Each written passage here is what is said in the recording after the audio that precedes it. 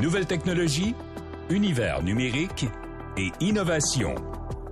Voici Une tasse de tech avec Alain McKenna et Pascal Forget.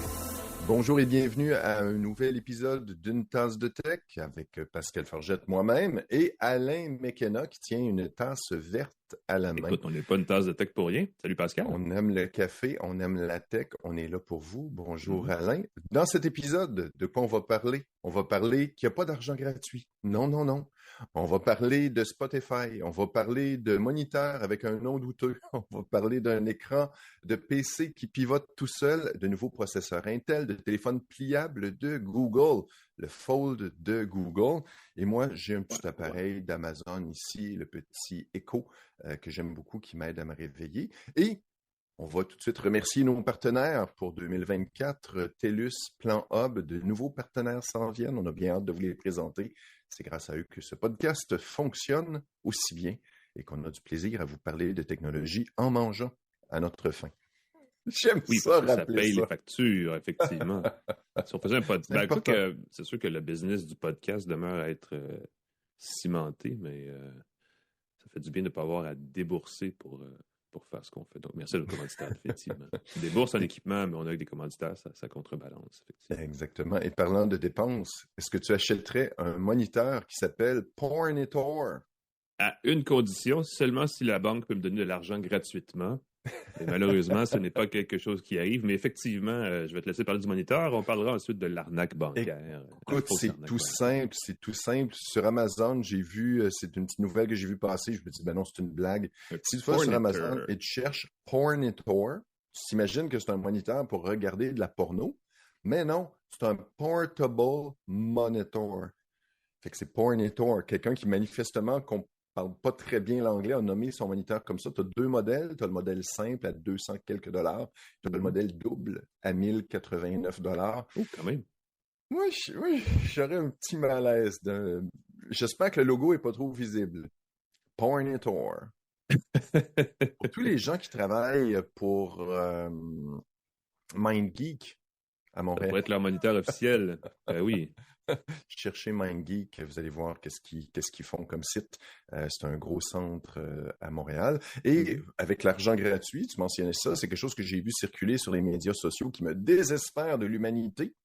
C'est quelque chose qui s'appelait le glitch de le Chase Glitch, c'est le nom de la banque américaine Chase. La banque Chase. Ouais. Grosso modo, ce que tu fais, c'est que tu prenais un chèque, tu le déposais dans ton compte et tu retirais l'argent.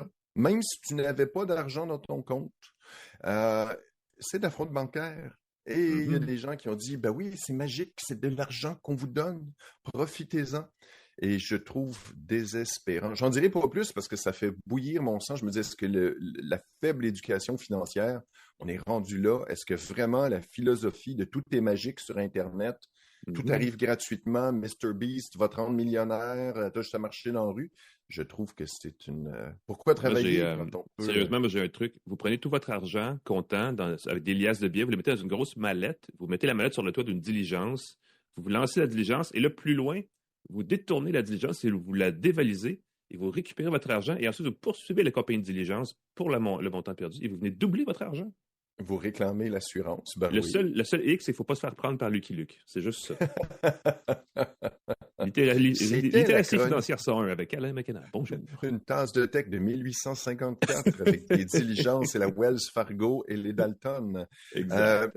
Écoute, une autre petite nouvelle qui m'a fait réagir, le Bluetooth 6 a été annoncé. Exact. Je parlais d'écouteurs la semaine dernière qui avaient Bluetooth 5. Je pense qu'on est rendu à 5.4 dans les générations.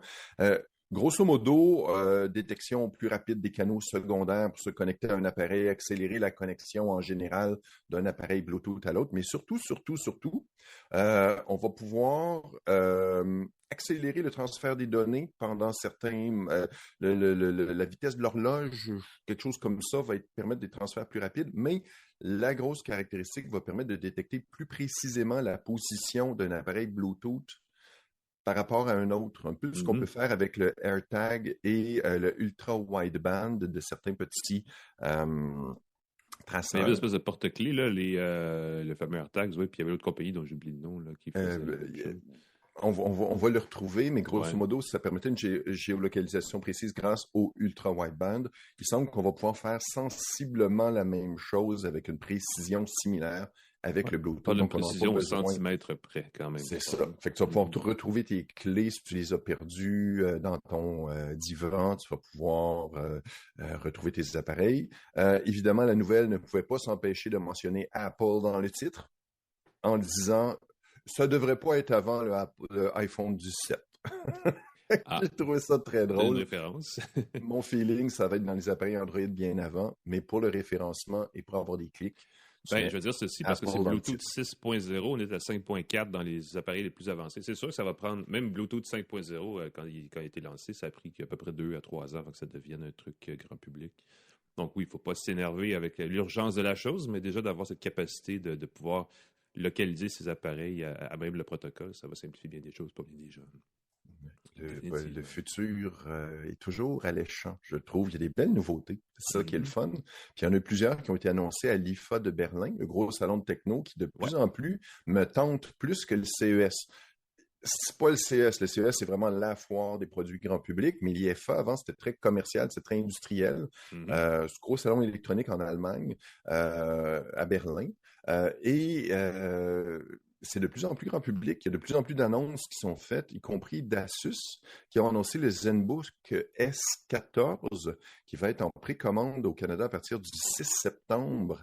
Ça va être à partir de 1 799 $. Il va y avoir un modèle un petit peu moins cher, je crois. Là, ça dépend toujours, évidemment, de la mémoire vive, ça dépend du stockage et tout. Ce qui est bien, c'est qu'il y a les processeurs Core Ultra dedans.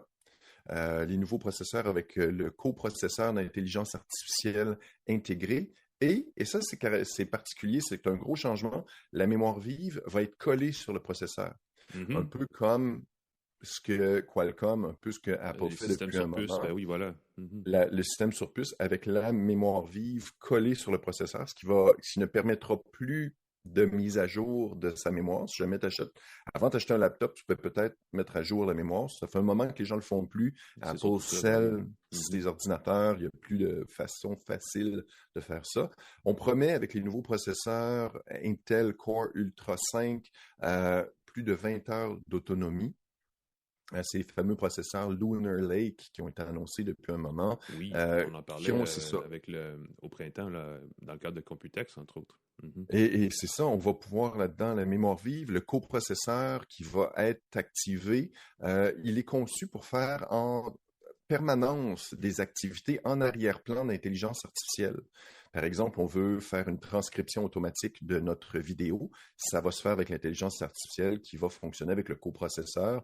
Ça va faire l'analyse des virus peut-être. Ça va peut-être Recall, la fonction que Microsoft ne cesse de reporter, qui va enregistrer ce que tu fais pour te permettre de te retrouver dans ton ordinateur, même avec le recul, le codage, le décodage des messages, la génération d'images qu'on va pouvoir avoir en temps réel, l'optimisation des vidéos aussi, des jeux vidéo qu'on va pouvoir faire. Gros changement, bien hâte de voir. Les appareils vont arriver là, début septembre. On devrait pouvoir en essayer un et vous en parler. Mais c'est un gros... Intel est dans la course avec Apple qui est arrivé avec ses processeurs avec une meilleure autonomie. Qualcomm est arrivé avec des autonomies impressionnantes.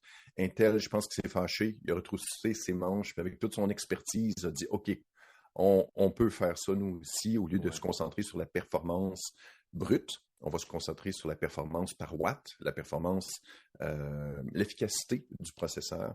Ils sont arrivés avec ces processeurs. C'est sûr que Microsoft a un peu tiré l'oreille à Intel en spinant une version de Windows 11 pour les systèmes sur puce, qui était longuement attendu, pour les architectures ARM, comme on les appelle depuis longtemps. Et il fallait ajouter au processeur Intel le fameux NPU, le processeur neuronal pour l'intelligence artificielle. Et tout ça débarque dans Lunar Lake pour la première fois. Il y avait, de mémoire, il y avait aussi une version, parce que Lunar Lake, c'est une chip qui est faite pour les portables. Il y a une version de Lunar Lake, dont le nom m'échappe, qui va être faite pour les ordinateurs de bureau, mais on a repoussé à l'année prochaine. On devait les dévoiler là cet automne. Finalement, on l'a repoussé, parce qu'Intel passe une zone de turbulence en ce moment en termes de vente, à cause justement de la concurrence accrue de Qualcomm et les autres, là, définitivement. Ça brasse. Mais c'est ça. Quand ça brasse, habituellement, ça veut dire qu'il y a des bonnes choses qui vont sortir de ça. Ben, espérons-le. Espérons-le a toujours été le leader des circuits, des semi-conducteurs. Et il ne faut pas que ça arrête, là, définitivement. En tout cas, pas pour eux, c'est certain. IFA, tu l'as dit, c'est gros. Il y a plein d'affaires de tous les sens. Il y a souvent beaucoup des véhicules concepts, mais des ordinateurs concepts, des concepts de gadgets assez le fun. Il n'y a pas de véhicule là, c'est pas un salon de l'auto. Et il y en avait un le fun que j'ai remarqué du côté de Lenovo, le fameux fabricant chinois d'ordinateurs en tout genre. Je ne sais pas exactement d'où est née l'idée de faire ça, mais c'est ce qu'on appelle le Auto Twist AI PC. Difficile d'avoir plus de mots dans un nom d'ordinateur. Auto Twist parce que il ne danse pas. Quoique dans la démo, l'écran, en tout cas, pouvait faire un petit pas de danse, mais c'est un ordinateur portable à écran pivotant, comme il y en a beaucoup dans les espèces de marchés du PC hybride, là, où l'écran, on peut le flipper pour faire une tablette. Mais dans ce cas-ci, l'écran, il est non seulement pivotant, il est aussi motorisé. Donc, il se pivote tout seul. Et en plus, il est activé par la voix. Donc, on a juste à lui demander de s'ouvrir. Et là, pouf, il se lève, puis il se pivote. Et évidemment, il ne fait pas juste ça, parce que AI, dans AI PC, bon, il y a toutes les fonctions qu'on peut imaginer dans Windows, mais il y a aussi cette capacité de détecter à travers la caméra et des capteurs où se trouve la personne qui veut le contrôler et s'oriente en conséquence. Donc, on pourrait, à la limite, l'installer sur une table de conférence, commencer à jaser, faire sa conférence, se lever, marcher de gauche à droite parce qu'on a le goût de bouger pour parler, tel un Steve Jobs de la présentation du bureau, et l'écran nous suivrait, donc nos notes seraient toujours devant nous, ce qui est quand même pas une mauvaise application. Évidemment, bon, je dis ça, et on peut aussi évidemment lui demander de pivoter entièrement en mode tablette, ce qui fait qu'il se retourne à 180 degrés, se rabat, cache le clavier, devient une tablette entière. Tout ça grâce à la magie de la voix. Je ne sais pas vraiment si on a besoin, en tout cas, c'est plus un gadget qu'autre chose. Faut pas que tu oublies ta main. Ben, c'est ça. Ferme le laptop voilà, et ça se referme comme une huître et ça te broie les doigts. Ça dépend de la force du moteur, ça peut faire mal. Mais, ou tu brises ton moteur. Ben, c'est ça. Chez Lenovo, on dit que c'est pour l'instant un prototype, c'est une réflexion sur le genre d'usage qu'on pourrait faire d'une telle application. Et que si on trouve des usages convaincants, on risque de le produire. Donc, si c'est quelque chose qui vous intéresse, appelez tout de suite votre agent Lenovo le plus près. Je ne sais pas comment on peut faire ça, mais vous pouvez faire savoir votre intérêt en communiquant avec les gens de Lenovo, j'imagine. Mais cela dit, ils sont ouverts aux commentaires. Et ça pourrait... Écoute, c'est sûr que ça fit, je dirais ça comme ça, dans la... Vous savez, l'espèce de surenchère de gadgets que les fabricants font souvent quand ils ne savent pas comment différencier leurs produits. Ben ça, c'est un bel exemple. On va motoriser notre écran, pourquoi pas? À voir. J'ai hâte de voir, parce que c'est le genre d'affaires qu'on peut voir l'an prochain. Ben, comme on peut jamais revoir ça, parce qu'il y a beaucoup de prototypes dans ces salons-là qui tentent le terrain, génèrent de l'intérêt, puis ça fait jaser, ça teste des technologies, puis on ne l'a pas. Exact. La technologie que j'aime beaucoup, qui a été dévoilée cette semaine, et si vous utilisez Spotify, je vous invite à l'essayer. Si vous n'utilisez pas Spotify, ça ne donnera pas des résultats grandioses, mais la Daylist est arrivée. C'est pas playlist, c'est Daylist, comme jour, liste de jours. Ce que ça fait, ça fonctionne le jour et la nuit, c'est très particulier, mais ça génère une playlist, une liste de lecture en fonction du moment de la journée. Et ça analyse qu'est-ce que vous écoutez d'habitude le mardi après-midi. Moi, je travaille le mardi après-midi, j'écoute de la musique plus pour travailler. Le soir, j'écoute de la musique plus pour préparer le repas, puis avant de me coucher, j'écoute d'autres musiques. Ça va générer des playlists d'une cinquantaine de chansons automatiquement en fonction de la journée. Et j'ai été très, très, très agréablement surpris. Ça fonctionnait depuis septembre dernier, en anglais seulement. C'est maintenant accessible en français. Ça va regarder vos genres musicaux. Spotify est très fort. Il analyse le genre musical, l'humeur, le tempo, l'activité, le thème des chansons. Il y a plein de critères comme ça, un peu informels. Et ils vont regarder ce que vous aimez. Ça a été lancé dans un Hack Week. Spotify a fait ça. On va faire un petit bidouillage, on va essayer des affaires. Ils ont lancé ça en 2023, lancé en anglais en septembre. Ça a été la playlist la plus écoutée. C'est maintenant en français. Moi, je suis extrêmement heureux de ça parce que souvent, quand tu lui demandais ta playlist générale, il donnait de la musique que tu écoutais en moyenne dans ta journée. Mais comme souvent, la liste, ce qu'on écoute, dans mon cas, varie beaucoup selon si j'écoute en travaillant ou en préparant le repas. Là, ça s'adapte parfaitement et moi et ma copine, on a été particulièrement impressionnés par la qualité des choix. Des listes. Alors, je suis... essayez ça, des listes. Je vais devoir l'essayer, un petit peu. Ben oui, c'est ça. Et le truc avec Spotify, les gens ne me croient pas, mais quand tu commences à dire les chansons que tu aimes, il faut des fois indiquer plus parce qu'il va te proposer des chansons que tu aimes. Il y a des gens qui aiment ça écouter toujours la même musique. Moi, j'aime ça qu'on me propose des découvertes. Il faut dire ce qu'on aime. Il faut dire ce qu'on n'aime pas. Et si on dit qu'on aime quelque chose, il va nous en proposer, puis il va tâter le terrain. Il va aller dans le plus en plus. Comme il disait, non, ça, j'aime plus ça. Puis là, il va reculer. Il va te donner des choses. Puis en quelques semaines, en quelques mois, vous allez voir vos suggestions là, vont devenir vraiment justes, dans mon cas, en tout cas. Ben, moi, je veux dire ceci, puis je ne sais pas si ça trahit quelque chose à mon sujet, mais je reviens toujours à Pandora. Évidemment, Pandora n'est pas accessible directement du Canada, mais il existe, si on bidouille un peu, des moyens d'y accéder quand même. Et les radios, c'est plus des radios qu'on crée sur Pandora à partir d'un groupe ou d'un style ou ainsi de suite, m'ont toujours paru plus près de mes goûts quand je cherche un truc précis que n'importe quel autre service musical. Je ne sais pas c'est basé sur quoi. Ils appelaient ça leur musique génome, mais évidemment, Pandora, c'est leur truc. Là, c'était un des premiers à offrir cette espèce de Oui. de création. Je me souviens que moi aussi, j'avais bien apprécié ce qu'ils proposaient. Mais je ne sais pas pourquoi Pandora est resté un peu coincé aux États-Unis dans un modèle où ils auraient pu prendre de l'expansion avec l'émergence de la musique en continu. Mais bon, bref, c'est une autre histoire. Les écueils de la technologie, le nombre de services qu'on a essayés, qu'on a aimés, qui sont disparus, puis qu'on a oubliés. Du côté de la négociation avec les labels et les majors. Oui, ce qui suffit qu'il ait fait des trucs pas trop honnêtes, pas trop légitimes au début. Trop de trucs. Écoute, passons de la musique aux photos. Oui, c'est vrai. Ben oui, j'avais pensé à mon... Vas-y. Il se passe quelque chose aux États-Unis, encore une fois, c'est un petit peu limité, mais on sent que ça s'en vient chez nous aussi. Et ça commence, là, on en avait parlé à Google I.O. Parce que ça concerne l'application Google Photos. Et je me rappelle que sur scène, à Google I.O., plus tôt cet été, il y avait été question de cette nouveauté où on voulait intégrer de l'intelligence artificielle partout pour dire « Regardez, Gemini, comment c'est merveilleux ». Et on proposait une version rehaussée de Google Photos dans laquelle on pourrait demander tout simplement à Gemini « Hey, trouve-moi les meilleures photos de moi en train de patiner ou en train de faire du ski ou en train d'aller à des places avec des trucs très spécifiques. » Et l'intelligence artificielle automatiquement retrouvait les bons éléments visuels, les bonnes photos dans nos archives sans grand effort. Et là, cette fonction-là débarque en ce moment aux États-Unis dans Google Photos. C'est très limité pour l'instant, mais ça s'en vient. Ce qui est intéressant, c'est que l'outil, s'il est fonctionnel bien sûr, prend en contexte l'ensemble de la photothèque. La date, les personnes identifiables, les lieux, les objets, toute la métadonnée qu'on laisse dans nos photos, qu'on ne voit pas nécessairement, mais qui est contenue dans le fichier, analyse tout ça et permet de poser des questions complexes. Donc, pas seulement « Hey, quand est-ce que je porte un chandail rouge? » mais vraiment des mises en relation d'éléments différents. Si vous cherchez la photo où il y avait moi puis ma sœur avec aux vacances à telle place, c'est supposé être capable de trouver ça. Pour l'instant, c'est limité aux États-Unis, mais j'ai hâte de voir les premières réactions. C'est sûr que quelqu'un, quelque part, va finir par écrire sur Internet là, ses premières impressions à ce sujet-là. Et j'imagine que si Google les donne, commence à rendre l'outil public, c'est qu'il est quand même assez fiable. Donc, je présume que ça va finir par arriver chez nous, que ça va être pas mal intéressant parce que, je ne sais pas vous, mais quand on a des dizaines de milliers de photos qui sont accumulées au fil des ans, trouver la photo de votre enfant alors qu'elle, je sais pas, me faisait un gâteau pour la première fois, c'est quand donc? C'est pas toujours si simple.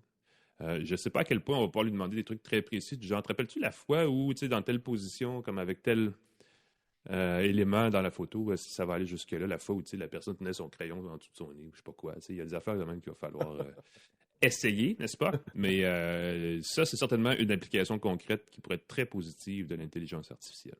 Trier notre matériel, notre fouillis d'archives, photos, musique et tout le reste.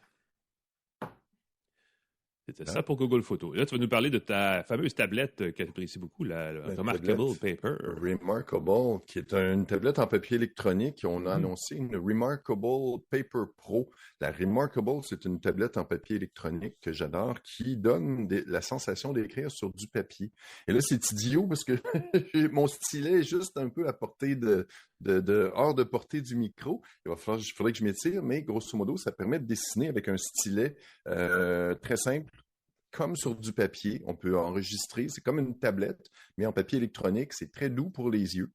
Le modèle Pro est maintenant en couleur. On va pouvoir annoter avec des couleurs qui sont un peu comme des couleurs à l'eau. C'est des couleurs un peu pâlottes. C'est des écrans de papier électronique couleur, qui n'ont pas la brillance et la luminosité des écrans LCD ou OLED, encore moins.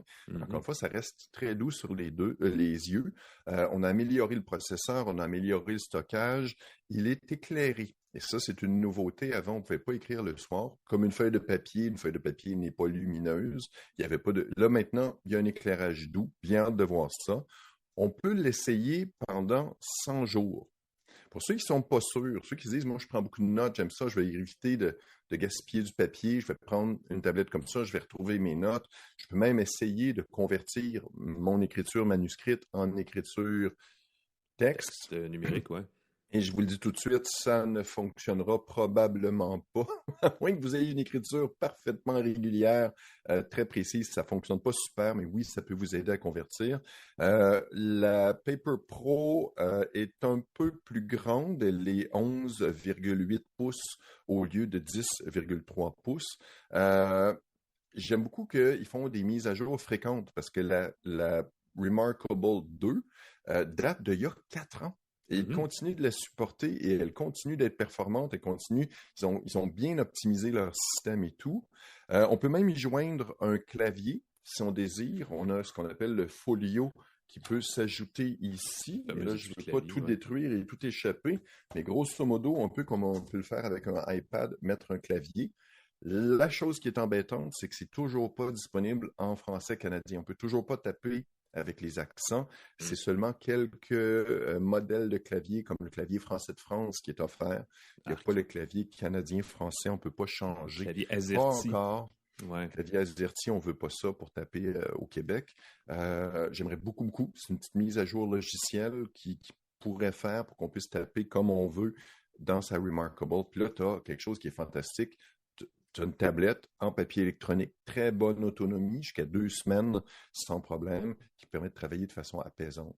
Fait que j'ai bien hâte de voir parce que c'est pas pour rien qu'il y a un essai gratuit de 100 jours. C'est vraiment pas un outil qui est fait pour tout le monde. Je vous le dis, si vous dites ça pourrait-tu me plaire cette affaire-là, probablement que ça vous conviendra pas. Mais si vous prenez beaucoup de notes en papier puis vous savez, c'est très minimaliste comme système, ça ne remplace pas un iPad, ça remplace pas, il n'y a pas d'application, il n'y a pas d'autre chose que d'écrire. C'est assez limité. Même pour dessiner, c'est assez limité. Ça coûte 929 $, le nouveau modèle de la Remarkable Paper Pro. Ah oui, quand même. Hein. 929, ça inclut le stylet. Et c'est un nouveau type de stylet qui se recharge en le collant sur la tablette. Ce n'est pas un stylet qui n'a pas besoin d'être rechargé. Comme inactif ou je sais pas quoi. Inactif, c'est ça. Ce n'est pas ça. Fait qu'on ne pourra pas l'utiliser. Si on a investi dans des stylets de la Remarkable 2, on ne pourra pas l'utiliser avec sa nouvelle Paper Pro. Bien hâte de voir ça. Bien hâte j'espère pouvoir l'essayer. Il y a un gros regain d'intérêt pour tout ce qui est appareil minimaliste, appareil en papier électronique. Il y a la tablette Daylight DC1 qui a été lancée récemment. Tablette. C'est pas Android, c'est une version limitée d'Android. Encore une fois, on restreint, on bride le système pour que ce soit efficace et productif. Puis il y a Scribe, la tablette d'Amazon qui est aussi une liseuse, qui va, paraît-il, être lancée de façon imminente en couleur. Fait que ça brasse dans le domaine des Kobo a lancé une tablette de la Aura Color récemment. Oui, écoute, je l'ai, c'est ça, je l'ai encore une fois, là. Donc, clairement, c'est un marché qui se développe. Mais les écrans e-ink couleur sont quand même très chouettes. Ça ajoute un je ne sais quoi de... C'est pas aussi beau qu'un écran LCD ou OLED, mais ça ne génère pas cette dose de dopamine dans le cerveau qui fait qu'on devient addicté. C'est très addictif. Addictionné? Oui, addictionné. Qu'on devient dépendant comme une drogue. Voilà. Fameux écran. En tout cas, merci Pascal. Ça met fin à nos espressos de tech, ce segment d'entrée de jeu qui nous donne un petit boost pour la suite.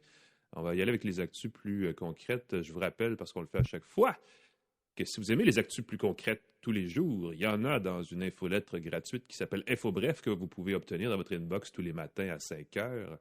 J-Inbox. Donc, j'ai l'anglicisme facile aujourd'hui. Dans votre boîte de réception. Voilà. De courriel. Infobref.com, allez-y voir pour vous abonner parce que c'est gratuit et ça vous donne chaque jour, en moins de 5 minutes, 10 nouvelles à connaître pour commencer votre journée du bon pied et arriver à la machine à café ensuite au bureau ou à la rencontre Teams si vous êtes en télétravail et de savoir de quoi il est question quand on vous dit quelque chose comme « Hey, savais-tu ça, toi, que Fitz démissionne? » Fait que là, vous savez ces choses-là. Ça se lit vite. Ça se lit vite. Et ça se lit vite, et ça se lit bien, c'est gratuit. Voilà. C'est toujours que rien n'est gratuit dans la vie, sauf InfoBref. Une tasse de tech aussi, si vous voulez vous abonner et nous suivre, on est gratuit. On ne fait pas de commentaires gratuits. Il faut faire une fine distinction. Tout ce qu'on dit est pesé, sous-pesé et analysé et réfléchi. Mais nous écouter, ça se fait gratuitement. Ça, oui. Je devrais écrire un livre. Ça serait le fun. Ouais, je me sens en verve en ce moment et je pourrais le faire gratuitement et facilement à l'aide d'une intelligence artificielle générative et je pourrais participer au plus grand concours qu'il existe dans ce monde. C'est ce que je comprends. Oui, le NaNoWriMo, le National Writing Month, c'est une espèce de concours qui permettait d'encourager, de créer une communauté pour encourager les gens à trouver leur voie. Et au départ, c'était pour créer une nouvelle, un livre de 50 000 mots en un mois, le mois de novembre, d'où le NaNoWriMo, National November Writing Month. Et là, ils ont fait une petite annonce qui dit qu'on ne supporte pas de façon particulière d'écrire. Donc, si vous voulez être assisté par l'intelligence artificielle, vous pouvez. Nous, et c'est ça, je me dis, c'est, écoute, on veut encourager les gens à écrire, on veut encourager les gens à trouver leur voie, je trouve ça tout à fait légitime, mais encore une fois, il me semble qu'écrire, c'est humain. C'est quelque chose que les humains font. Et on veut encourager les gens, c'est comme moi, je veux encourager les gens à marcher d'un endroit à l'autre. Là, on dit, ben là, finalement, si tu veux te prendre une petite voiture, c'est correct. L'important, c'est de se déplacer d'une place à l'autre. Je veux dire, on change un peu la mission. On n'encourage plus l'activité d'écrire, mais on encourage la génération d'écriture. Je ne sais pas comment. Et dans leur texte, on dit que, et c'est là que je décroche un peu, que le fait de ne pas permettre l'intelligence artificielle, ce serait du classicisme.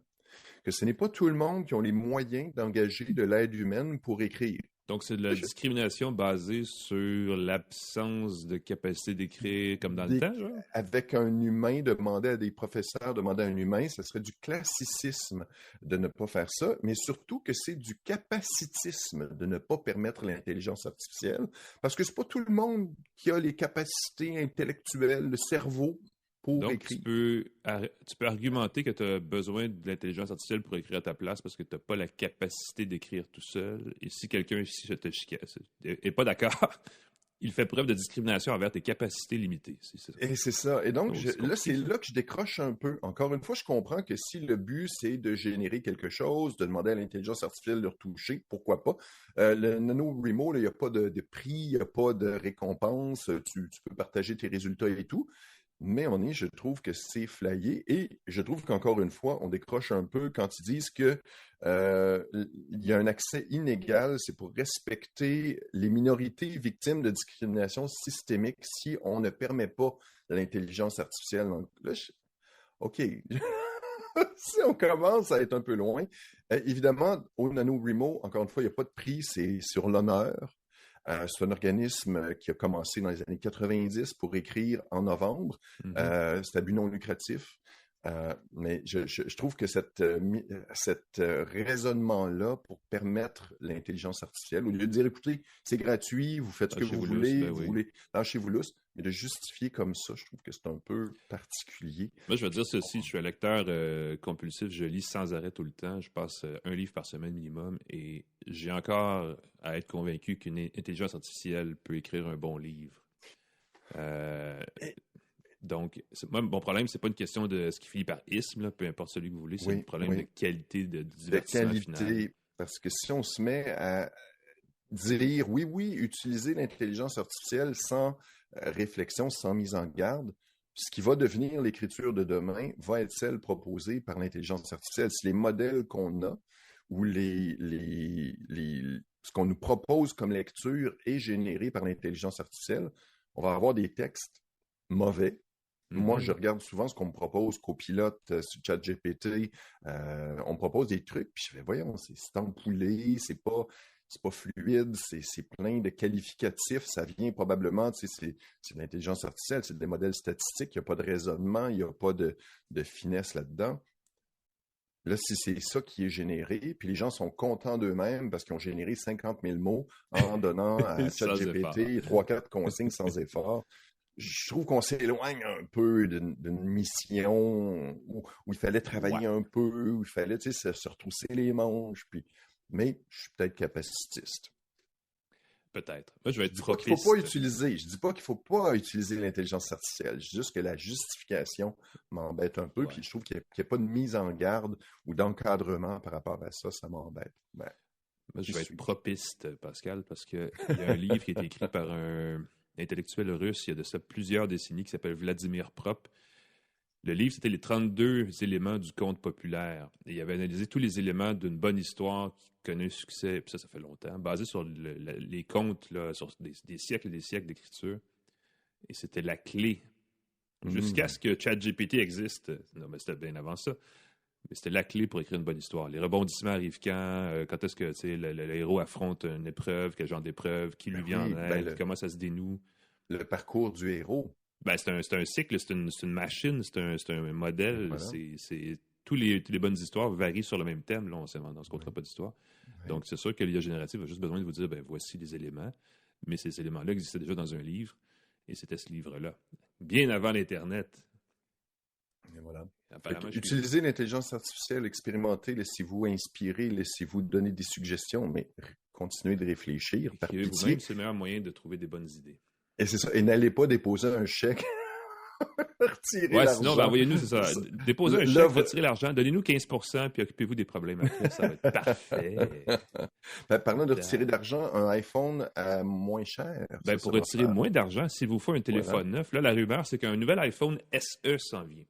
L'iPhone SE, en fait, vous savez que l'iPhone 16 va être annoncé probablement, très certainement, même la semaine prochaine. On va se téléphone qui va coûter sans doute 1 100 $ ou plus parce que ça coûte cher, ces affaires-là.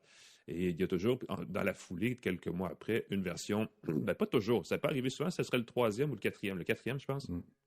Un iPhone SE qui est une version réduite à petit prix.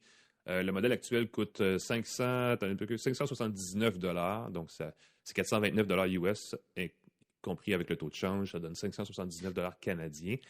Et là, on aurait une belle nouveauté sur l'iPhone SE à venir. On aurait un appareil qui passerait de l'écran ACL à l'écran OLED contre tous les autres iPhones cette année. On laisse tomber le cristaux liquide. Donc, ça va full OLED chez Apple.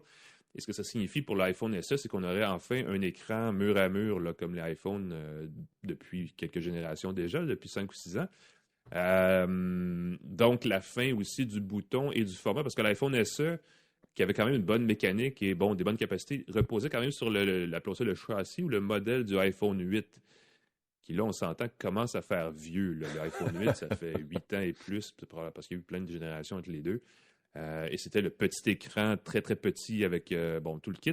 Et moi, ce que je disais, je ne sais plus, quand j'ai essayé le dernier, je disais c'est un petit téléphone pour le petit de la famille. C'est un téléphone qu'on achète parce qu'on veut le donner à un enfant puis on ne veut pas se casser la tête.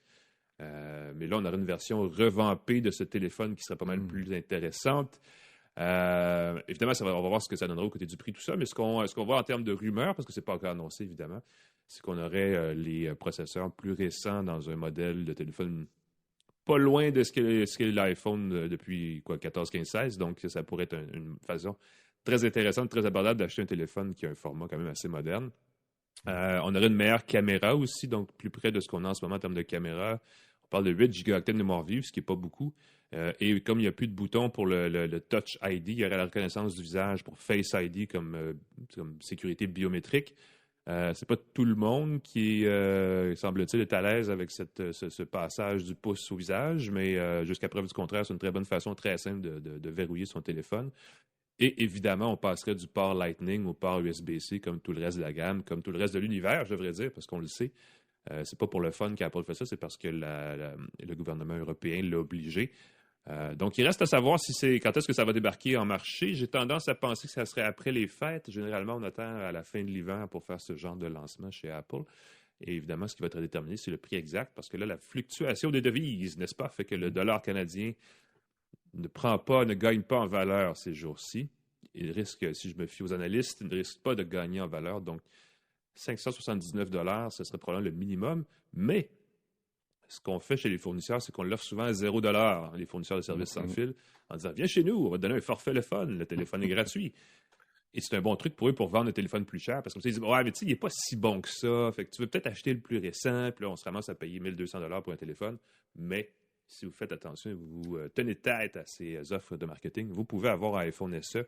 Vous pourrez avoir un iPhone SE qui m'apparaît tout à fait intéressant pour au moins la moitié du prix. Donc, à suivre sur cette nouvelle-là. As-tu protégé tes données avec une clé YubiKey? Non. Écoute, c'est la double authentification, on le sait, on le répète. Si vous ne le savez pas, c'est super important en 2024. La double authentification permet de vous identifier avec deux choses. Un mot de passe et quelque chose que vous avez, soit votre ordinateur, votre téléphone. J'entre mon mot de passe dans mon téléphone, je vais me connecter. Si j'entre mon mot de passe et c'est pas mon téléphone, c'est pas mon appareil, il va dire oh, j'ai besoin de savoir que c'est vraiment toi. Connaître ton visage, ton empreinte digitale, c'est de la double authentification. J'entre mon mot de passe, j'entre mon empreinte digitale, j'ai mon YubiKey, c'était une petite clé qui permettait, et je trouvais ça extrêmement intéressant. Si jamais tu perds ta clé, tu perds ton téléphone, tu te fais voler ton téléphone, il brise ton téléphone et tu as besoin de t'authentifier rapidement, tu prends ta petite YubiKey, tu la rentres dans ton téléphone, il y en a même par Bluetooth, tu t'envoies une clé cryptographique qui est stockée de façon très sécuritaire dans la clé, puis ça permettait de t'authentifier. Fait que si jamais tu oublies ton mot de passe, ta clé cryptographique, cache ça dans un endroit en sécurité. Sauf qu'on s'est rendu compte qu'il y avait une vulnérabilité. On peut dupliquer les clés. Et là, j'ai sursauté quand j'ai fait ça, parce que je disais, oh là là, si n'importe qui peut dupliquer la clé. Attends, c'est pas si grave. Oui, c'est grave. Au niveau de la sécurité, c'est super grave. C'est toutes les clés avant la version 5.7 des clés YubiKey, c'est-à-dire des clés qui ont été faites depuis 14 ans qui sont vulnérables. Ouf. À partir de maintenant, ce ne l'est plus, mais les clés ne peuvent pas être mises à jour. Parce que c'est extrêmement sécuritaire, on ne veut pas qu'il y ait de failles qui s'insèrent, qu'il n'y a pas de mise à jour, donc ça veut dire éventuellement de remplacer sa clé si on veut vraiment être sécuritaire. Pourquoi c'est modéré? Parce qu'il faut avoir accès à la clé. Il faut avoir accès physiquement à la clé, la prendre. À partir de l'original pour vrai, ouais. Et c'est ça. Et c'est pas juste de la brancher dans son port USB puis copier comme un fichier de... Non, il faut analyser, il faut des outils professionnels, de l'équipement spécialisé, puis des connaissances en cryptographie pour décoder. C'est comme, écoute, ce que je comprends, là, c'est quand tu utilises la clé, ça laisse des fréquences, ça laisse des traces dans la clé qui permettent de détecter la clé cryptographique. Et de la copier, puis de pouvoir à ce moment-là se connecter. Puis en plus, pour avoir accès à ton compte, il faudrait aussi avoir ton mot de passe. Il ne faut pas oublier ça. Fait que le scénario, c'est que quelqu'un te pirate ton mot de passe, ton identifiant, ait accès à ta clé cryptographique pendant au moins 1 heure, parce que c'est un processus qui n'est pas simple. Je pense que ça a pris 24 heures aux chercheurs le faire la première fois. Ils disent avec un peu de pratique, ça pourrait être 24 heures. Donc un état... Comme on parle d'un acteur d'État, le CIA, le FBI, niveau de top service, niveau d'accès qui ont les moyens et qui ont les ressources, puis le besoin, le désir d'accéder à quelqu'un de spécifique. Moi, je vois que c'est un excellent scénario pour le prochain Mission Impossible. On doit dupliquer sa YubiKey. On doit dupliquer sa YubiKey. Puis d'ailleurs, c'est un peu ça, le prochain Mission Impossible s'en vient, puis c'est une histoire d'intelligence artificielle qui... Mission Impossible 7, YubiKey, ça va pas attirer un très grand public, on s'entend. YubiKey, si. Fait que si vous avez des clés YubiKey, pensez-y, pensez à la garder en sécurité et peut-être considérer en procurer une nouvelle, modèle 5.7 et plus. Ça confirme une chose, c'est que la cybersécurité ou la sécurité au sens très large, c'est toujours le jeu du chat et de la souris, hein. Oui. On innove, pouf, on se fait déjouer, pouf, on innove encore, pouf, on se fait déjouer. Et rebelote, diraient les gens de la radio, effectivement, parce que ça arrête pas ces choses-là. Puis effectivement, ça prouve un autre truc, c'est que la proximité physique aussi. Parce qu'on dit souvent, tu sais, le social engineering, c'est la première clé en cybersécurité, c'est que les gens pensent qu'ils sont eux-mêmes sécuritaires dans leur comportement, alors que c'est la meilleure façon d'avoir le mot de passe de quelqu'un, c'est de regarder en dessous de son clavier pour trouver le post-it. C'est ça. Et c'est souvent comme ça que ça se passe. C'est ça, c'est de reprendre le mot de passe qui a déjà été utilisé pour un compte moins sécurisé, puis là, tu le réessais pour un compte de bancaire, puis oups, c'est le même mot de passe. Ah ben, gadon. Les gens, oui, les pirates peuvent entrer comme du beurre dans nos... Sauf si on a une double authentification, ça devient plus difficile. Exact. Le OnePlus Open 2. Ben oui. Ben, tu sais, on en parlait l'autre jour comme du meilleur pliable. Là. On va parler tantôt du téléphone pliable de Google qui m'apparaît plus intéressant, mais c'est une... Écoute, je regardais les comptes rendus du IFA et des nouveautés de la semaine. Il y a au moins 3 appareils pliables qui ont été présentés dans la semaine. Et là, la rumeur, c'est qu'on aurait une prochaine version du OnePlus Open qui serait extrêmement intéressante et qui serait, dit-on, incroyablement mince. On parle d'un téléphone qui ferait 9 mm d'épaisseur en mode replié, ce qui est plus mince que la plupart des téléphones intelligents normaux. Oui. Donc, vraiment quelque chose de superbement mince, y compris avec la caméra. Donc, vraiment, on est rendu à un stade où, à un moment donné, ils seront tellement minces qu'ils vont être mous. Tu sais, ça va être comme des feuilles de papier. Ça va être à suivre. En tout cas, une caméra télescopique, hein, une caméra avec un zoom dedans. Donc, comment on met ça aussi mince? Exact. Il y a quelque chose à découvrir. On va le savoir bientôt. De toute façon, ce qu'on a vu cette semaine, c'était une fuite. Et ça a rapidement été colmaté, effacé, mais quand même, la fuite a eu le temps de se faire reprendre par d'autres. À propos d'un téléphone qui s'appelle le Find N5 de la société Oppo. Oppo, c'est un des gros vendeurs de téléphones en Chine. Ils ne sont pas vraiment présents à l'extérieur de la Chine. Ils ne sont certainement pas présents chez nous, sauf sous la marque OnePlus, qui est leur marque désormais pour les produits vendus à l'international, donc à l'extérieur de l'Asie. Et chez nous aussi, on a les téléphones OnePlus. Et ils sont très, très agressifs ces jours-ci. On en a parlé plusieurs fois et on y reviendra parce que j'ai des écouteurs d'ailleurs dont je vais vous parler de OnePlus qui sont très bien. Ils ont aussi une tablette que j'aimerais bien essayer. Ils ont le OnePlus Pad 2 qui est sorti il n'y a pas longtemps, effectivement. Et là, il y aurait cette version-là du téléphone pliable de deuxième génération qui serait... Écoutez, la fiche technique est impressionnante. On parle d'un processeur Snapdragon 8 génération 4. Qui est comme déjà la génération 4. La fin du fin, ben oui, c'est ça, ça apparaîtrait pas mal avec ce téléphone-là. On aurait un écran pliable à l'intérieur dont la résolution serait de 2K+, donc plus que 2K, c'est quoi? C'est 2 millions de pixels? C'est pas 2K, en tout cas, peu importe. 2000 par 2000. Ce serait plus que la super HD, plus que 4K. Comme ça, oui, exactement. Non, c'est 2K, c'est la moitié. Excuse-moi, je suis pas bon. C'est la moitié, c'est un quart de 4K, je ne sais pas exactement, voilà. Ça dépend de comment ils configurent le pixel. Mais 2K+, ça veut dire qu'il y aurait beaucoup de pixels, ça aurait une belle densité au-delà des 300 pixels par pouce, c'est certain. La caméra principale aurait un capteur de marque Sony. Le fameux capteur de 50 mégapixels que tout le monde a cette année, c'est essentiellement un dérivé de ce capteur-là. C'est Sony qui le fait. Sony qui ne vend pas de téléphone chez nous directement, mais qui a donc des bons composants ces jours-ci, dont ce capteur pour caméra numérique. Il y aurait plus qu'un objectif, évidemment. Il y aurait tout ça serait réuni dans l'espèce d'îlot rond là, qu'on a vu sur le OnePlus. On est rendu à quoi, 12, là, je pense? Exact. Oui. Puis le OnePlus 12, ceux qui nous regardent sur YouTube, je l'ai ici. Voilà. J'ai trouvé tellement beau en vert, le OnePlus 12. Là. C'est une belle couleur, effectivement. On ne sait pas si Hasselblad va être partenaire de cette caméra-là pour le OnePlus Open 2. Là, ça va être à suivre, mais il y aurait un téléobjectif périscopique, donc ce qui permet d'avoir un bon zoom optique sans tricher. Parce essentiellement, on plie l'objectif pour y aller dans la longueur de l'appareil, ce qui permet d'avoir une plus grande profondeur ou une plus grande variable entre les deux lentilles. Donc, ça permet d'avoir un meilleur zoom optique, effectivement. Et comme je disais, une épaisseur de 9 mm. Je ne sais pas si vous figurez, mais c'est pas. Et quand on le déplie, évidemment, on a de l'appareil qui est encore moins épais. Donc, ce serait quand même quelque chose à tenir dans la main. J'ai hâte de voir. On dit qu'il est aussi, évidemment, extrêmement léger. Verre durable, nécessairement. On ne va pas faire de graphing sur ces appareils-là qui coûtent très cher. On aurait une résistance à l'eau et à la poussière rehaussée. En fait, peut-être même une tolérance, pratiquement une étanchéité, parce que pour l'instant, on n'était que résistant aux éclaboussures. C'est résistant aux éclaboussures. C'est limité, parce que c'est quand même un écran pliable. Il y a quand même tout un mécanisme dedans. Je ne suis pas sûr que Et on garderait le fameux curseur là, pour couper le son, mettre en vibration, que OnePlus aime. Oui, avec 3 niveaux, parce que c'est pas mal les seuls qui gardent ce bouton physique-là. Dans le marché. Très pratique au cinéma. Moi, j'aime bien. C'est un truc que j'apprécie. Je ne comprends pas pourquoi je le comprends pourquoi ça disparaît. C'est pour d'autres raisons. C'est parce que c'est plus facile de fabriquer un appareil qui n'a pas de bouton. Mais c'est pratique du point de vue utilisateur. Et bref, tout ça ensemble nous arriverait en marché tôt en 2025. Donc, peut-être qu'on l'annoncerait au Mobile World Congress à Barcelone en février. À suivre. Certainement pas au CES. Je ne pense pas que c'est la place pour ça, mais Barcelone en fin février, ça fit. Ça serait un bon moment. Oui. Et son prix de détail va être surveillé. Le OnePlus Open actuel est 2300 $, ce qui est quand même pas mal cher, mais ce qui est dans l'espèce de zone de prix pour ces téléphones-là. Donc, je n'ai pas encore trouvé le rapport officiel sur les ventes de ce marché-là des téléphones pliables, mais ça fait 6 générations de Galaxy Fold chez Samsung, et là, on est rendu au deuxième Open chez OnePlus.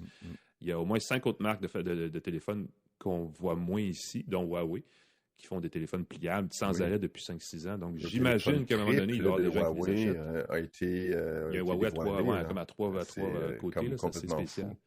Donc, à suivre de ce côté-là. Et si vous aimez les téléphones pliables, restez avec nous parce qu'on va prendre une petite pause. C'est la fin de l'actualité pour cette semaine dans cette fabuleuse tasse de tech. Mais on revient tout de suite pour parler de nos gadgets de la semaine. Pascal a un réveil qui est pas mal cool. Je l'ai essayé moi aussi, puis je l'aime beaucoup. Et on a aussi le Galaxy, vous voyez le lapsus, le Pixel 9 Pro Fold de Google, dont on va vous parler tout de suite. Restez avec nous à une tasse de tech.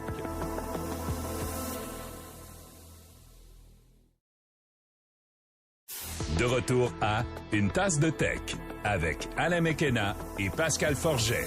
Nous sommes de retour, Pascal, et nous allons parler de gadgets intéressants. Celui que tu as sous la main, qui apparaît quand même au premier coup d'œil plutôt simple.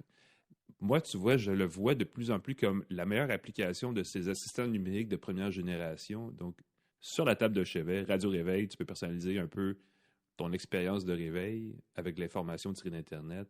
Ça n'a pas besoin d'être plus compliqué que ça. C'est un peu ça, l'EcoSpot, en fin de compte. C'est le nouveau EcoSpot qui coûte 100 $. Ceux qui nous regardent sur YouTube, vous allez pouvoir jeter un coup d'œil dessus. Je le trouve tout d'abord, première affaire, je l'ai trouvé très joli. Les assistants vocaux, d'habitude, sont correctement jolis, ont un design assez sobre. Celui-là c'est un petit cercle.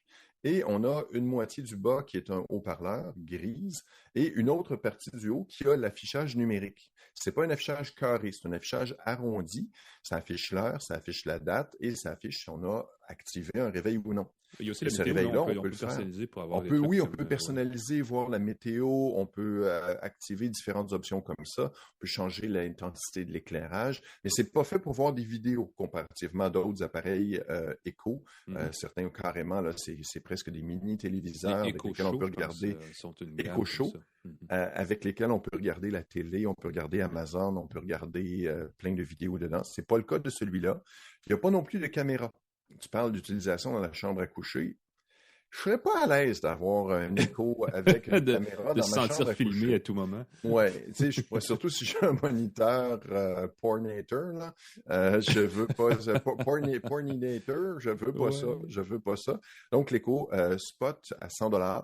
Je dis le prix tout de suite. Je trouve que c'est très raisonnable pour un beau radio réveil. On peut écouter des radios web, on peut démarrer évidemment toute sa domotique avec ça. Ça m'a demandé, je dois avouer, un peu de bidouillage. J'ai dû reconnecter mes appareils. Peut-être juste parce que ça faisait longtemps que je n'avais pas utilisé d'appareil Echo. J'ai dû reconnecter, mais à partir de là, je peux contrôler. J'ai pas eu à faire ça, là.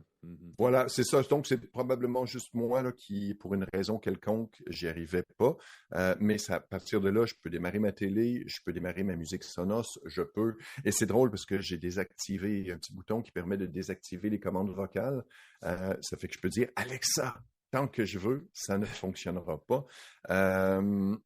Ce que je trouve fantastique, c'est qu'il y a un détecteur par ultrason. Il n'y a pas de caméra, mais il y a un détecteur par ultrason qui permet, par exemple, d'activer une lumière entre certaines heures quand on s'approche. Fait que le soir, le matin, ça peut être très utile entre 7 et 10 heures le soir, si je passe dans la pièce, allume les lumières, démarre la télé, démarre la musique. Tu sais que les petits-enfants qui ont la misère à se rendre à l'interrupteur, là. Tout à fait. Mais c'est ça la beauté. Quand tu dis que c'est le fun pour la chambre à coucher, un assistant vocal, c'est que tu peux, quand tu es paresseusement étendu dans ton lit, tu peux dire j'ai goût d'écouter de la musique, démarre la musique, ajoute quelque chose à mon horaire, mets une alarme, enlève une alarme, mets un compte à rebours, je vais faire une sieste. Moi, je suis un siesteux. Souvent, je dis, crée une minuterie de 25 minutes. Et boum, après 25 minutes, il y a une petite mélodie qui sonne. Et on peut se réveiller avec la musique, la radio web de son choix. On peut dire démarre le 98.5 FM et ça va nous donner les radios qu'on aime. Ça va contrôler Spotify aussi. Complètement. C'est pas parce que on les salue. Pas parce que j'ai fait des chroniques là, ça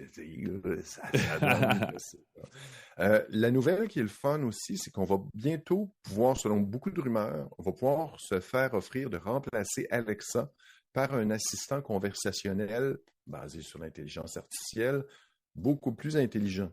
Ouais, Là, on va pouvoir celui-là. jaser avec Alexa. On va pouvoir dire, allume la lumière. Alexa, allume la lumière.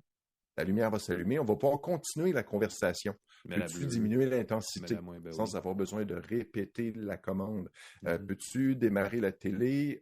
Peux-tu démarrer la télé? Tu vas pouvoir dire, mets telle chaîne, mets Spotify active, telle chose. On n'aura plus besoin de renommer. Puis peut-être même de jaser avec elle pour carrément, est-ce qu'il va pleuvoir aujourd'hui? Oui, il va pleuvoir aujourd'hui. Quelle météo va-t-il faire demain? Garder On le n'aura pas contexte pour besoin avoir une de garder conversation. un contexte Mhm. pendant ça. Sauf que ce serait un abonnement payant, une Mhm. source de revenus. Et je pense que ça, c'est Alexa, là, les Echo, ça devait être une façon de vendre des objets. On devait faire des commandes Amazon avec ça. Ça devait permettre de remplacer, de faire des revenus par la bande avec Oui, les j'ai Echo. besoin de papier de toilette, puis là, Alexa nous commandait ça tout seul. Et voilà, Ouais. là, tu as un paquet de papier de toilette qui arrive parce que tu l'as crié. C'est Mhm. drôle parce que j'ai dit avec ça. On devait commander avec ça. Il semble qu'au Québec, Alexa a un problème. Il s'active quand on dit avec ça. Écoute, On je veux peut dire ceci. changer.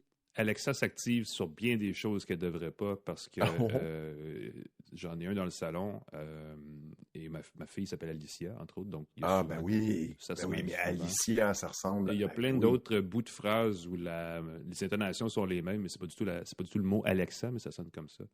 Alicia, Alexa, je peux Ouais. comprendre que ça Donc, soit non, mélangé. c'est pas à point, mais effectivement, comme tu vas le dire, il y a une solution à ça, là. On peut changer ce nom-là. Fait qu'on peut l'appeler Robert. On peut l'appeler OK Google. Ça, c'est pas fin. Je ne sais pas, j'ai pas essayé, mais ça serait Ben, il y a tellement... des choix, il y a un nombre limité de choix. Il y a Ziggy, pour une raison ou une autre, puis il y a Echo. c'est ça, Ziggy, puis il y a Echo, on peut le nommer Il y en autrement. a peut-être d'autres, mais il y a ces deux-là. Je sais pas. OK, Google, ce serait très drôle. Fait que c'est très le fun si vous avez envie. Je le trouve joli. Cherchez ça. Nouveau EcoSpot, $100. Il y en a plusieurs modèles pour votre chambre à coucher. Moi, ça me rend très, très heureux. C'est beau, c'est moderne. Puis, quand je vais écouter de la musique, ça marche bien. Oui, c'est un. Puis Alexa demeure quand même l'espèce de plateforme connectée pour la maison qui a le plus de gadgets compatibles. Oui, très facile de retrouver ces gadgets. Là, on installe des skills, des capacités. Des logiciels, des plugins, dans le fond. C'est ça. Il faut le faire, par exemple. Il faut le dire, j'ai un appareil, j'ai une chaîne Sonos, j'ajoute Sonos, il va détecter nos appareils. Une fois qu'on dit j'ai des appareils, les appareils, les ampoules, Philips Hue. Si tu dis Philips Hue, tu vas rajouter ta skill, puis tous les appareils Hue vont être contrôlables. Il faut le faire. Merci Pascal. Oui. Et dernier truc, ça permet, ça c'est l'affaire qui est le fun qu'on ne pense pas avec les appareils intelligents. Si vous en avez plus d'un, vous pouvez vous en servir comme intercom. Ceux qui ont des enfants, vous pouvez les enfants, on mange. Vous diffusez le message. Ça fonctionne très bien. Les enfants, ça interrompt, ils sont dans leur chambre, ils sont dans leur bulle, puis l'assistant se met à jaser. C'est très efficace. Effectivement. Fonction familiale appréciée, effectivement. Plutôt que de crier dans la maison. Ah, soupe! Bon mais merci Pascal. De mon côté, je reviens à un classique, les téléphones pliables. Je parlais la semaine dernière du Galaxy Z Fold 6. Et j'expliquais à quel point je n'aimais pas l'écran extérieur, qui est d'un format, tu sais, je l'ai ici, qui est un format extrêmement vertical, très étroit, qui fait que le téléphone semble surtout être conçu pour être utilisé en mode ouvert, donc en mode presque tablette. Google et OnePlus aussi, on en a déjà parlé, mais avec le Pixel Pro, bon, c'est compliqué, le Pixel 9 Pro Fold, on peut l'appeler le Pixel Fold, là, on regarde ça entre nous autres, c'est plus facile. Il va avec une approche différente. L'écran extérieur, on s'est rendu compte que les gens n'ouvraient pas si souvent que ça leur téléphone, clairement. Donc, on a fait un écran extérieur qui est essentiellement le même que les mêmes dimensions en fait que celui du Pixel 9, qui est le nouveau téléphone qui a été lancé juste une semaine avant le Pixel Fold. C'est un écran externe de 6,3 pouces au ratio quand même correct. Là. Il n'est pas super large, mais il fait la job et ça permet de l'utiliser de façon tout à fait naturelle, refermée, comme un téléphone. Donc, quand on est dans des circonstances où on n'a pas nécessairement besoin de l'ouvrir parce qu'on veut faire des choses rapides, pouf, on a l'écran qu'il faut. C'est la deuxième génération du Pixel Fold, ce Pixel 9 Pro Fold là, mais c'est le premier qui est vendu au Canada. Donc, la nouveauté pour nous, c'est qu'il existe, parce qu'avant, on en parlait, mais bof, ne va pas l'acheter. C'est un téléphone qui, sérieusement, est une excellente amélioration par rapport au premier, parce que j'avais essayé le premier l'année dernière aux États-Unis. Et là, on a un appareil qui fait 10 mm d'épaisseur, donc quand même pas très, pas encombrant du tout en format refermé. C'est 1 centimètre, c'est vraiment... Exact, wow. c'est pas très gros. Je vais partir de ça avec c'est pas un défaut, mais c'est un truc qui aurait pu être, je sais pas pourquoi, mais on a Android 14 et non pas Android 15. C'est sûr que le moment de lancement a dû rendre ça compliqué, mais c'est sûr qu'Android 15 va débarquer dessus dès la première occasion.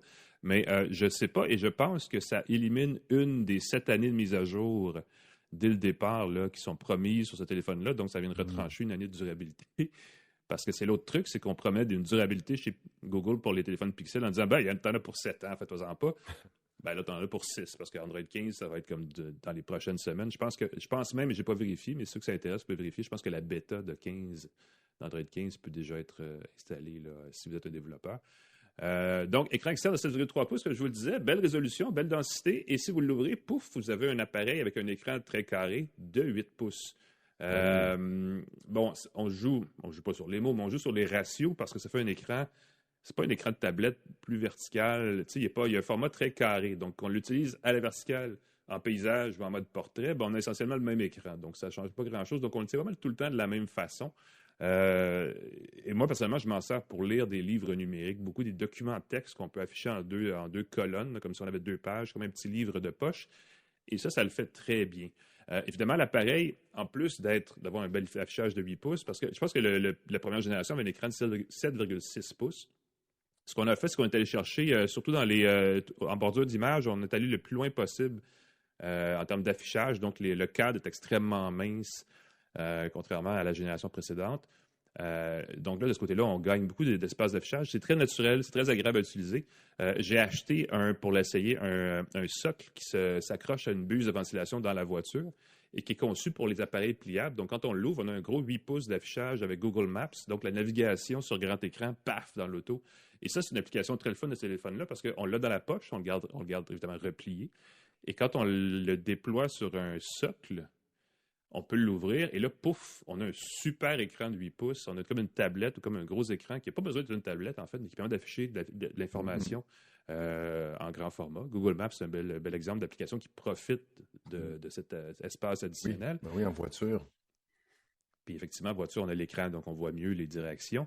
Il y a des choses qui sont... Et ça, c'est pas la faute au téléphone, en même temps, c'est Google. Donc, c'est la faute à Android un peu, mais aussi à Google, c'est qu'on a très peu d'applications qui profitent vraiment pleinement du grand format. C'est de moins en moins pire parce que, premièrement, on a joué sur Android pour... Les proportions dans les applications sont généralement améliorées, mais ça donne souvent des applications où on a de l'espace gaspillé, là. C'est pas tous les cas qui s'affichent plein écran avec vraiment la largeur de l'écran au complet exploitée. Ça pourrait être effectivement amélioré, mais dans l'ensemble, on a une belle expérience. Il n'y a pas beaucoup d'applications non plus qui fonctionnent dans l'autre sens. C'est-à-dire que si on le met en mode paysage et qu'on le replie un peu, on peut avoir une espèce d'écran séparé, mais le mode multitâche ou fenêtre contre fenêtre, là, où l'écran séparé ne fonctionne pas vraiment bien dans ce format-là, sauf genre pour YouTube et 2-3 autres applications, mais pas toutes. En revanche, seulement en mode portrait, là, on peut avoir 2 applications côte à côte et ça prend des applications très verticales. Ça peut être mettons, Slack d'un côté, puis votre application Spotify, votre application musicale de l'autre. Et ça fonctionne plutôt bien. Donc, mais l'aspect productivité ne m'est pas apparent. Google n'insiste pas nécessairement là-dessus, mais c'est quelque chose que bien des gens pensent pouvoir faire. Dire, hey, je peux avoir 2 applications côte à côte, je peux travailler. Genre avoir mes notes puis mon document de création de contenu, puis t'es comme... On n'y est pas encore tout à fait, je vais dire ça comme ça. On a un deuxième écran pour son téléphone. Exact. Il y a un mode, par contre, où quand on le replie, on peut utiliser l'appareil photo et avoir un mode d'écran séparé qui permet d'avoir justement une meilleure gestion de l'appareil photo. On peut prendre un selfie avec l'appareil frontal, on peut prendre un selfie avec l'appareil à l'arrière aussi. Mm-hmm. Donc, il y a bien des façons d'utiliser l'appareil photo grâce à ces 2 écrans-là qui sont évidemment moins faciles à faire si on a juste un téléphone normal. Ben oui, et avec, tu as même une application qui permet de mettre un petit bonhomme animé pour prendre des photos. Ça, c'est l'autre truc. Si vous devez prendre une photo d'un enfant qui tarde à se concentrer sur l'objectif, vous pouvez ajouter un petit bonhomme animé à l'écran à l'arrière, du côté de la grosse caméra, là, pour lui attirer son attention, pour qu'il vous regarde, vous, et pour le faire sourire. Évidemment, il faut que ça fonctionne pour que ça soit utile. Sinon, ça, c'est pas tous les enfants qui vont accrocher, mais ça peut aider un peu. Si vous êtes un photographe qui fait souvent des photos d'enfants, ça peut être utile. L'appareil photo les est... adultes. Même les adultes, regarde, ah, il y a un petit bonhomme. Oui, certains adultes seront effectivement aussi. Les adultes vont être divertis. Intrigués. L'appareil photo là-dessus est excellent. Surtout si vous avez besoin de faire des photos ou des vidéos dans des situations sombres, de faible luminosité. Les vidéos de nuit avec le zoom 5X, écoute, sont écœurantes, j'ai rien à dire. Il y a un stabilisateur optique en plus, fait qu'on prend des belles photos et des belles vidéos. Puis quand on fait des vidéos avec des... sans faire exprès, des fois on fait des travelling, n'est-ce pas? Eh bien, ça fonctionne très bien, c'est stabilisé, donc ça ne vibre pas, c'est quand même assez bien fait. On a 3 objectifs. On a, je vous disais, un téléobjectif de 5X, donc un zoom 5X qui fait 10,8 mégapixels. Le zoom total est 20X. Ça inclut, je ne sais plus comment Google l'appelle, là, mais c'est la retouche numérique qui est pas parfaite, qui est correcte si vous faites des photos, mais si vous essayez de zoomer, par exemple, parce que vous voyez... je vais faire une référence de hockey obscur. Si vous voyez Patrick Lane sur la glace à Brossard et que vous êtes dans les gradins, il est loin. Si vous le zoomez à 20X et que vous prenez une photo, ça se peut qu'il ressemble à Cole Caulfield parce que l'IA ne va pas nécessairement bien améliorer les traits du visage parce qu'elle ne sait pas c'est qui la personne au bout. Et il va un peu à, c'est du probabilisme, n'est-ce pas? C'est de la statistique, les intelligences artificielles. Donc, il va y aller un peu à voici comment je pourrais améliorer ça sans savoir trop ce que je fais. Donc, le zoom 20X, il est correct. Mais attendez-vous pas à une révolution. C'est une grosse ellipse pour arriver à cette conclusion-là. Oui, tout le temps, la difficulté, là, tu prends ton zoom, les gens écartent leurs doigts sur l'écran, puis ils zooment, puis ils zooment, puis ils zooment, au lieu de s'avancer.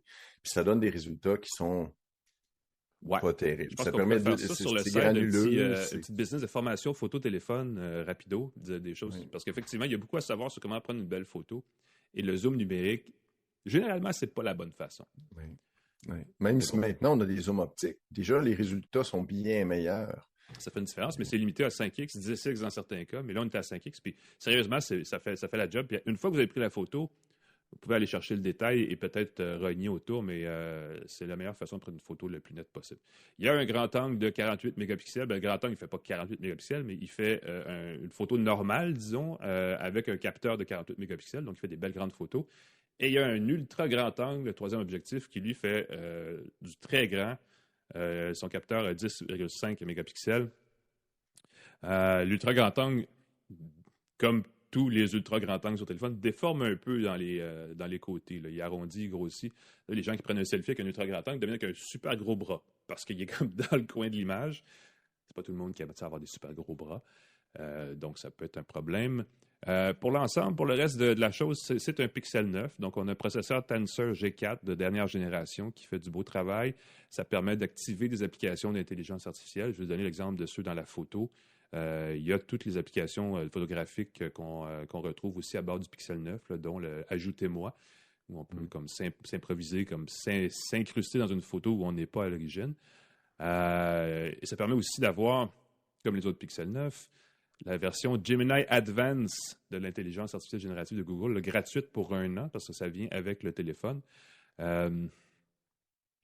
Écoute, évidemment, il faut savoir quoi faire avec. Je ne sais pas exactement au quotidien à quoi sert Gemini. Donc, Gemini Advance, je ne le sais pas non plus, mais il fait mieux ce qu'il fait. Fait que si vous trouvez une application, elle va la faire un petit peu mieux.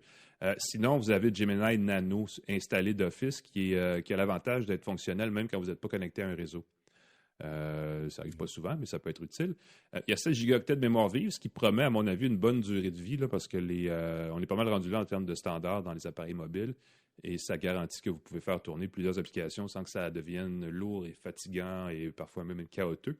Un petit défaut, on a 256 ou 512 gigaoctets de stockage à bord, ce qui n'est pas tout à fait généreux. C'est correct, 512, c'est bon, mais il me semble qu'un téraoctet, ça devrait être la norme dans ce genre de téléphone-là qui coûte une petite fortune.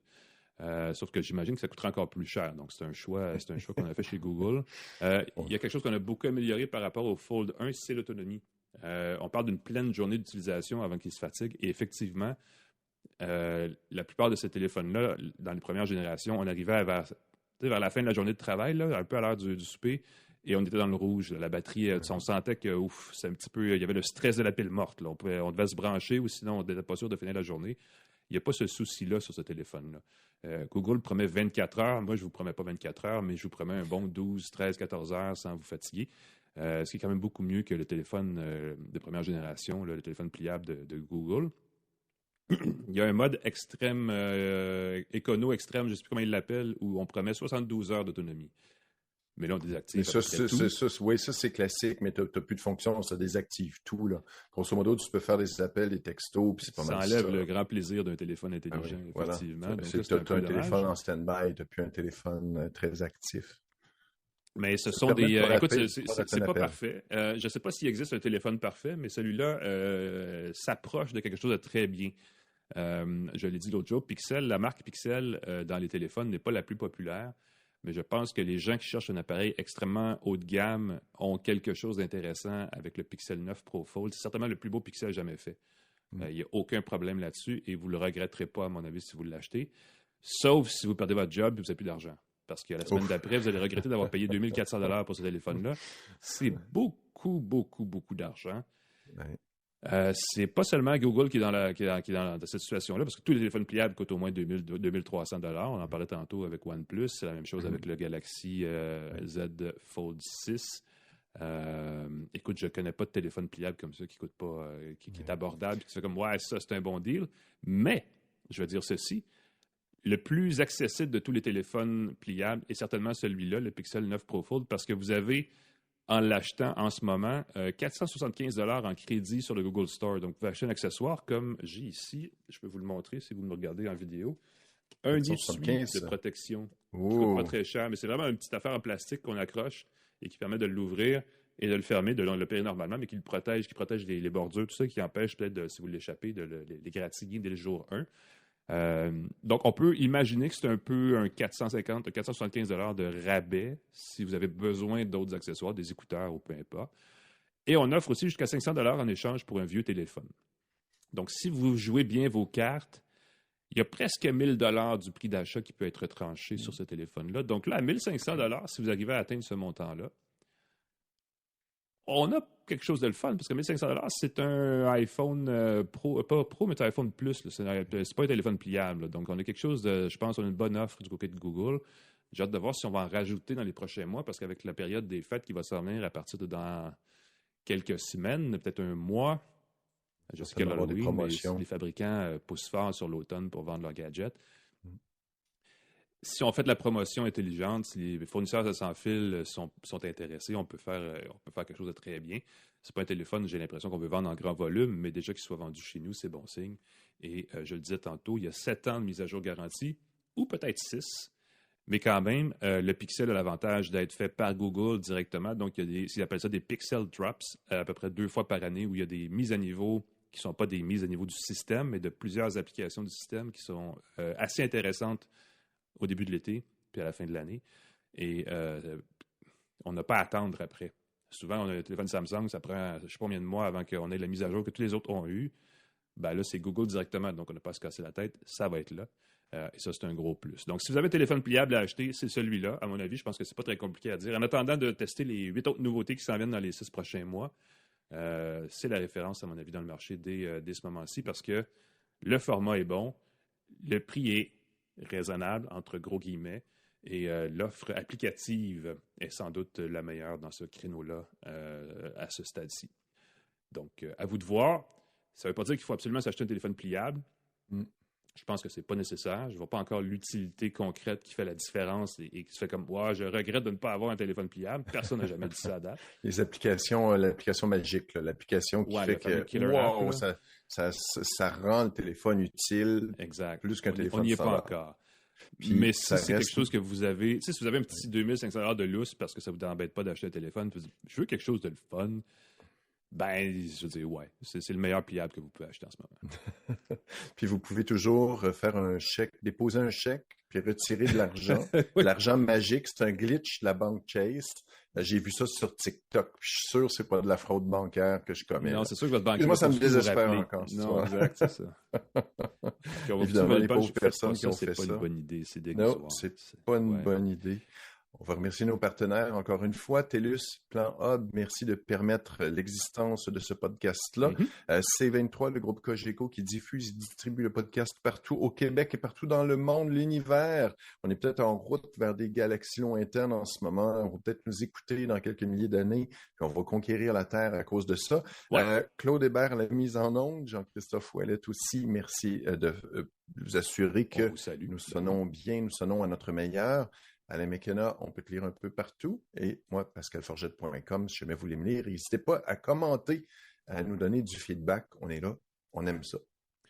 Effectivement, on peut me lire un peu partout. Ceux qui écoutent notre générique vocal, je vous dis comme ça, si vous voulez me lire plus fréquemment, c'est maintenant dans la presse que ça se fait. Un excellent quotidien montréalais, la presse.ca. Vous pouvez aller voir là, c'est là que ça se trouve le contenu. Sinon, on continue ici à chaque semaine une tasse de tech. Et d'ailleurs, la semaine prochaine, on va être en direct de Cupertino, en Californie, parce que ça va être l'événement d'Apple. Et on va trouver le moyen de se faire un full duplex, comme on dit en bon jargon de radio. Mais on pourra vous parler des nouveautés d'Apple. Donc, revenez nous voir, abonnez-vous. Vous allez l'avoir directement dans votre téléphone le jour où on met ça en ondes. Et entre-temps, prenez soin de vous. On se revoit la semaine prochaine. Salut tout le monde.